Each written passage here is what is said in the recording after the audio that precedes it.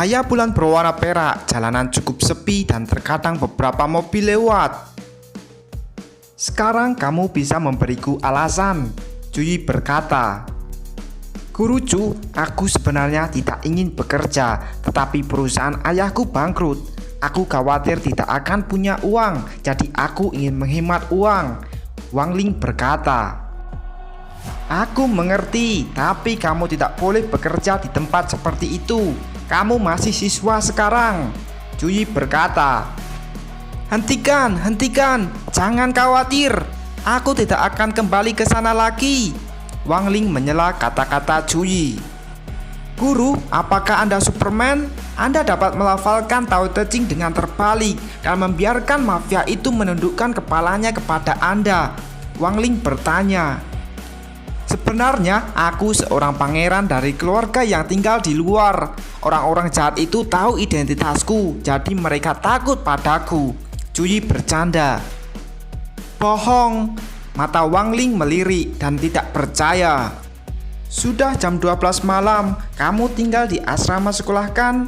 Mari aku antar, Cuyi berkata melihat ponselnya. Guru, aku memutuskan mulai hari ini status Anda di hatiku telah naik ke tingkat idola. Cuyi dan Wang Ling berjalan menuju gerbang sekolah. Sekolah ada di depan, segera kembali dan jangan melakukan hal ini lagi. Sekarang yang penting itu belajar yang rajin, Cuyi berkata. Guru, apakah Anda tahu Yang Ling? Wang Ling bertanya. Yang Ling? Kenapa kamu tiba-tiba membicarakannya? Cuyi berkata dengan ekspresi terkejut. Yang Ling mantan pacarku ketika aku masih sekolah. Dia memilih untuk putus denganku, Cuyi mengingat. Aku ingin menjadi bintang besar seperti dia, Wang Ling berkata dengan mata berbinar.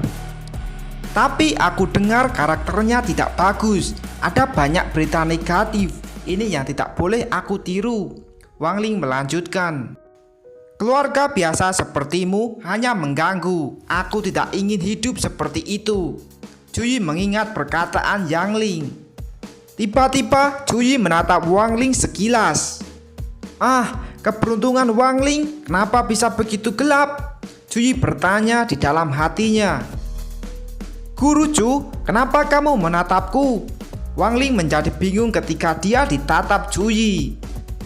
Wang Ling, kamu bilang kamu sangat sial baru-baru ini? Tiba-tiba Cuyi bertanya. Guru, ini bukan hanya nasib buruk. Hari ini aku menggunakan pembersih wajah sebagai pasta gigi dan tersedak sampai hampir mati saat makan, serta terlambat kerja. Jika bukan karena Anda malam ini, mungkin akan lebih buruk dari ini, Wang Ling berkata. Seharusnya tidak. Selama kamu tidak melakukan hal-hal jahat, semuanya akan berjalan lancar, Cuyi mengerutkan kening. Guru, tidak heran Fei memanggilmu Gagak Cu. Apakah kamu peramal? Wang Ling bertanya dengan tatapan main-main. Hawa hitam ini begitu buruk, ada risiko kematian, Cuyi berpikir. Wang Ling, apakah kamu bernasib buruk sejak situasi di perusahaan ayahmu? Cuyi bertanya. Sepertinya benar, situasi keluargaku tidak berjalan baik tahun ini, Wang Ling menjawab. Cuyi memasukkan tangannya ke sakunya dan mengambil sesuatu. Giok ini, guru memintanya dari kuil. Ini mungkin bisa menyelamatkanmu dari bahaya, Cuyi berkata. Auraku seharusnya bisa melindungi dia untuk sementara waktu. Seseorang mungkin telah menghancurkan pola feng shui keluarganya. Tampaknya aku harus melakukan kunjungan rumah untuk mengeceknya, Cuyi berpikir. Terima kasih guru. Wang Ling melambaikan tangannya ke arah Cuyi. Di kehidupan ini tidak akan ada yang bisa mengganggu keluarga dan murid-muridku. Siapapun orangnya, tunggu saja aku, Cuyi berpikir. Hari berikutnya Cuyi bergegas ke sekolah, tetapi ketika akan masuk dia melihat sesuatu. Seseorang membuat keributan, Cuyi berpikir. Guru Cu, seseorang mencarimu. Penjaga keamanan menoleh ke arah Cuyi. terlihat sekelompok orang dengan penampilan aneh dan rambut warna-warni. Aku tidak kenal kepala warna-warni ini, Cuyi berkata dengan santai. Guru Chu, mereka adalah 6 kejahatan di distrik Changping. Pernahkah kamu menyinggung mereka? Penjaga keamanan berkata. 6 kejahatan di distrik Changping? Dengan penampilan mereka memang layak untuk namanya, Cuyi berkata. Kakak, dia menyindir kita, pria berambut pink berkata. Cuyi, bukan? Apa kamu memukul saudaraku kemarin? Bagaimana kamu akan membayar masalah ini? Pria berambut hijau berkata. Aku tidak melihat mereka di klub malam kemarin. Sepertinya Chen Junyu di balik semua ini, Cuyi berpikir. Ya, aku orangnya. Aku melihat saudaramu mempermainkan seorang gadis di toilet wanita. Bukankah ini normal untuk memberinya pukulan? Cuyi berkata. Kamu ingin bermain? Baiklah, akan aku terima, Cuyi berpikir. Guru, itu benar. Oke, itu bagus. 2 orang siswa berteriak. Ini tidak sama dengan naskah yang kami pikirkan sebelumnya. Bukankah anak ini seharusnya takut dan mencoba menyangkalnya? Pemuda tersebut menjadi bingung. Aku, itu tidak benar. Pria berambut pink membantah. Lalu, kenapa aku harus memukulnya? Cuyi bertanya. Buka spanduk. Pria berambut hijau melambaikan tangannya dan memerintahkan. 2 orang pria membentangkan spanduk dan terdapat tulisan di atas spanduk. Apa yang coba kamu lakukan? Cuyi bertanya. Nak, kami tidak mencari masalah, tapi untuk mencari keadilan, pria berambut hijau berkata. Coba lihat, aku punya fotonya di sini. Pria berambut hijau mengeluarkan 2 lembar foto. Ada 2 gambar, Cuyi dan Wang Ling yang baru saja keluar dari klub malam. Guru Chu, aku tidak menyangka ternyata kamu orang seperti itu. Yoru keluar dari kerumunan dan berteriak dengan keras. Dari ekspresinya, dia pasti bekerja sama dengan Chen Junyu untuk menjebakku, Cuyi berpikir. Di kantor wakil kepala sekolah ada sebuah pertemuan. Anak ini, Kinran berpikir dan memegang sebuah berkas di tangannya. Guru seperti ini tidak pantas di sekolah menengah ketiga. Salah seorang pria berteriak. Kamu tidak perlu memberitahuku. Aku akan menyelidiki ini secara menyeluruh, Kinran berkata sambil memegang dahinya. Di sisi lain di ruang guru, berdiri di depan jendela. Oh, ini menarik, Dong Guohao berkata. Aku yakin Guru Chu tidak akan melakukan hal semacam ini. Dan karakter Wang Ling itu baik. Ini pasti fitnah, Tan Yu berkata.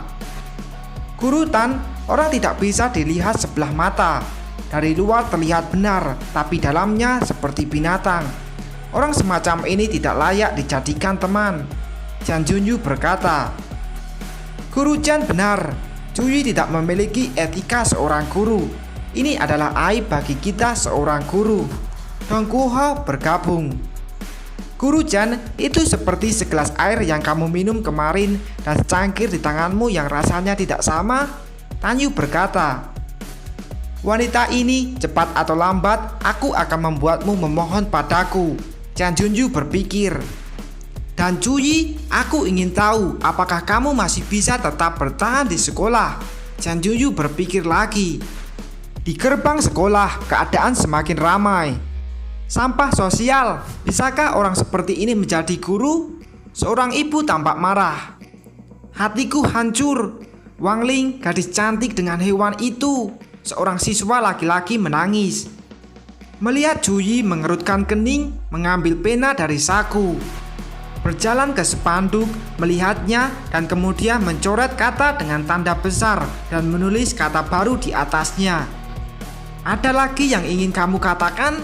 Cuyi bertanya. Guru Chu, kamu harus menjelaskan mengapa kamu dan siswa perempuan itu muncul di tempat itu. Kamu melanggar hukum, Yoru berkata. Guru Yo, apakah ini ada hubungannya denganmu? Kamu perlu mengurus mulutmu lebih dulu, Cuyi berkata. Kamu, Yoru terdiam menahan rasa marah. Cuyi! Yoru berteriak ke arah Cuyi yang berjalan pergi. Di kelas, Cuyi mengaca dan menulis di papan tulis. Apa kamu mendengarnya? Guru Cu tadi malam, Gu Fei berbisik.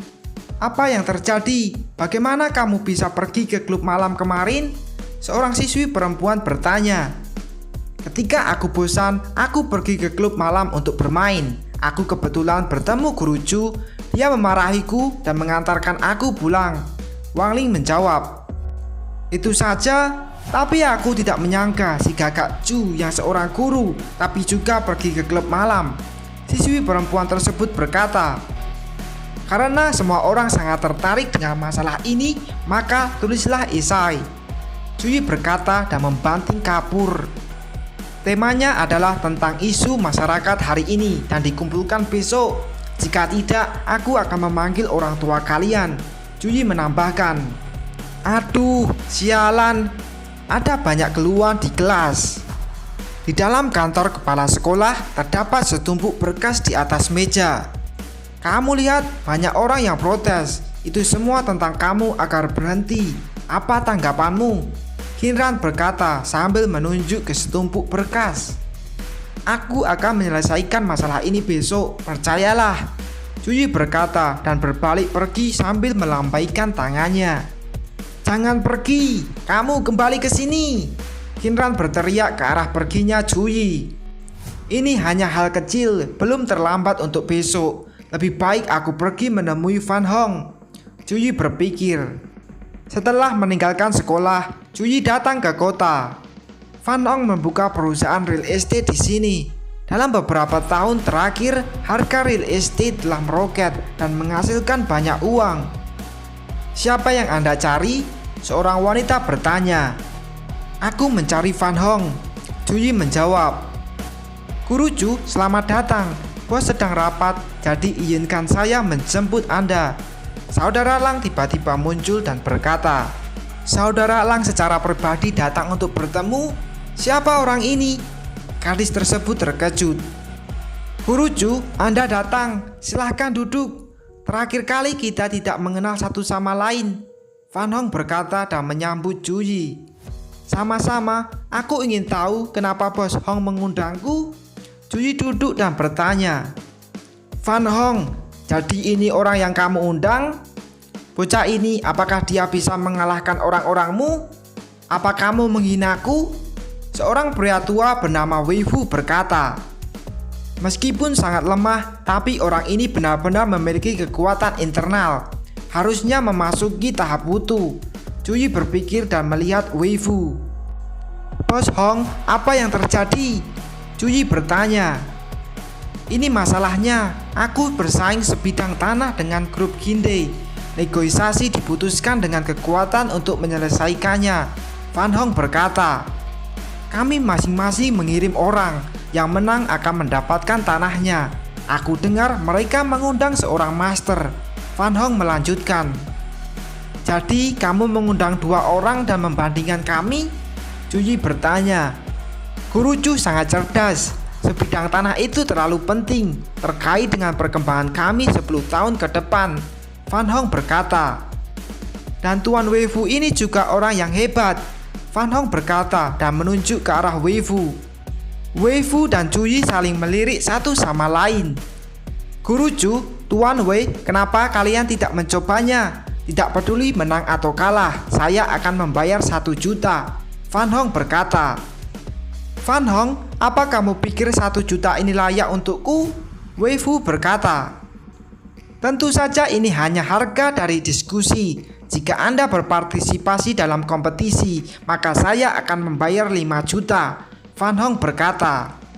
Jika aku bisa mendapatkan tanah itu, nilainya akan miliaran. Jadi aku bersedia menghabiskan beberapa juta. Fan Hong berpikir. 5 juta? Sangat banyak. Cuyi terkejut. Aku belum pernah melihat banyak uang dalam hidupku. Di dunia immortal tidak ada konsep uang. Cuyi berpikir. Hanya beberapa juta sudah begitu terkesan. Aku rasa dia tidak punya kekuatan. Wei Fu berpikir. Dengan ini uangnya bisa meringankan beban keluargaku. Selain itu, aku punya sesuatu yang harus dilakukan. Cuyi berpikir. Fan Hong, aku tanya, apakah orang yang diundang oleh grup Kinde dapat menghancurkan meja kayu dengan telapak tangan? Wei Fu bertanya. Itu benar, kami ingin membereskannya. Tapi aku berpikir, pria itu sangat kuat. Saudara Lang bukan lawannya. Fan Hong menjawab.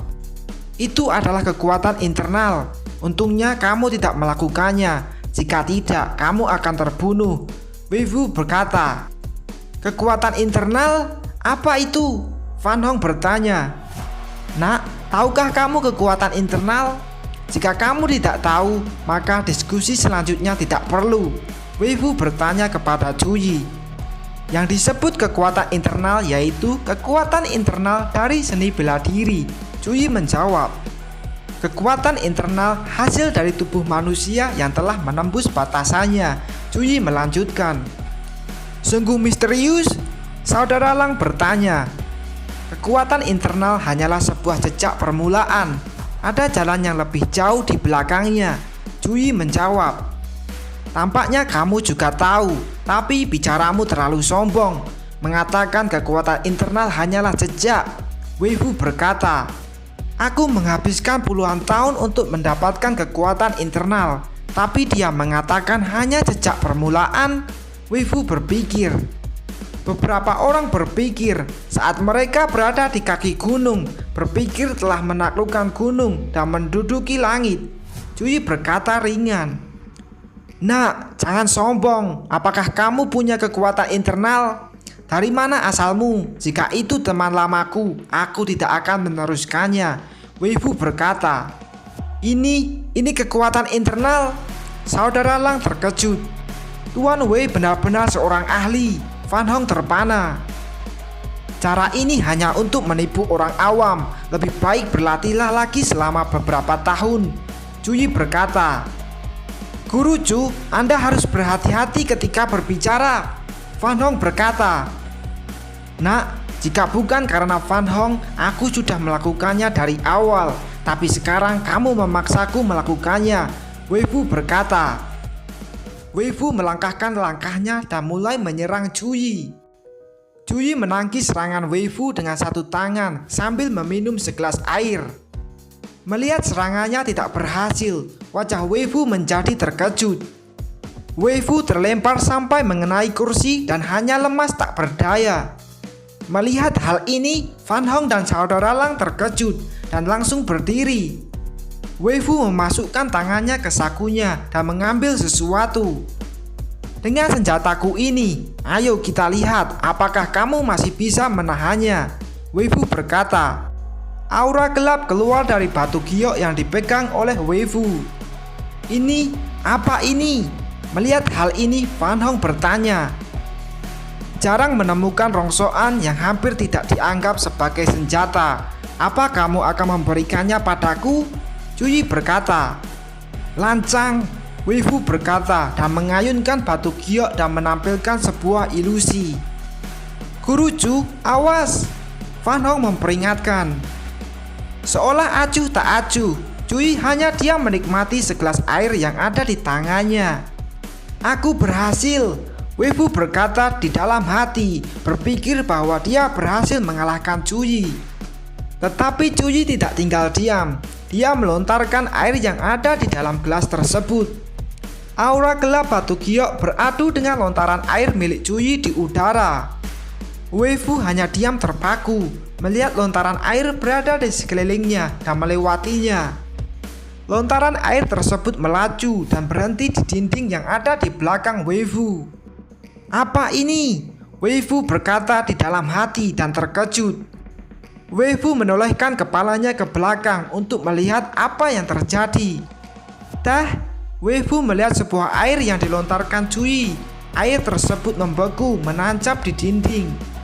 Ini, kamu bukan di tahap wutu, tapi di tahap busi? Wei Fu terkejut. Ini adalah kekuatan sebenarnya dari Guru Chu? Fan Hong dan saudara Lang terkejut.